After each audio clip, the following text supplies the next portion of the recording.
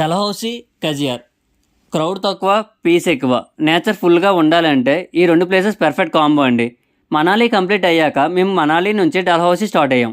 మనాలి నుంచి డల్హౌసీకి approximately 12 hours journey ఉంటుందండి. జర్నీ మొత్తం mountains, ghat roads, chill weather, body tight అయినా ఐస్ మాత్రం ఫుల్ హ్యాపీగా ఉంటుంది. డల్హౌసీ అనే పేరు బ్రిటిష్ టైంలో వచ్చిందండి. ఈ ప్లేస్ని లార్డ్ డల్హౌసీ పేరుగా పెట్టారు.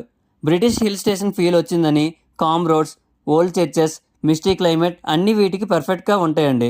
డల్హౌసీలో అన్నీ పీస్ఫుల్గా ఉంటాయి. నెక్స్ట్ హైలైట్ వచ్చి కజియార్. కజియార్ని ఎందుకు మినీ స్విట్జర్లాండ్ ఆఫ్ ఇండియా అని పిలుస్తారంటే green meadows, pine trees, open grass lands, small lake చూడగానే మనకి స్విట్జర్లాండ్ గుర్తు వస్తుంది. నేచర్ లవర్స్కి ఇది పర్ఫెక్ట్ డ్రీమ్ ప్లేస్ అండి. డల్హౌసీ అండ్ కజియార్లో చూడాల్సిన ప్లేసెస్ చాలా ఉంటాయండి. Scenic view points, walking paths, nature spots, ఈ రెండు ప్లేసెస్ని ప్రాపర్గా కవర్ చేయాలంటే 2 to 3 days పడుతుందండి. నేను already day wise itinerary prepare చేసి పెట్టాను. అక్కడ డల్హౌసీ అండ్ కజియార్లో చూడాల్సిన ప్లేసెస్ అన్నీ క్లియర్గా ఎక్స్ప్లెయిన్ చేసిన ఒక కంప్లీట్ లాంగ్ వీడియో ఉందండి. Complete Dalhousie and Khajjiar long video డిస్క్రిప్షన్లో ట్యాగ్స్లో లింక్ ఉంటుంది. ఆల్రెడీ పోస్ట్ చేస్తాను, ఒకసారి తప్పకుండా చూడండి. మీకు ఇంకా ఏమైనా డౌట్స్ ఉంటే కింద కామెంట్ చేయండి, నేను రిప్లై ఇస్తాను. Thank you for watching. Please support the channel walk with Pawan.